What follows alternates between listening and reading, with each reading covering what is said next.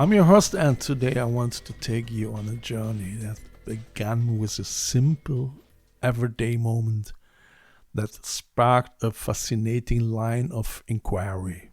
A few weeks ago, as I was cleaning up my studio, I absent-mindedly crumpled a piece of paper.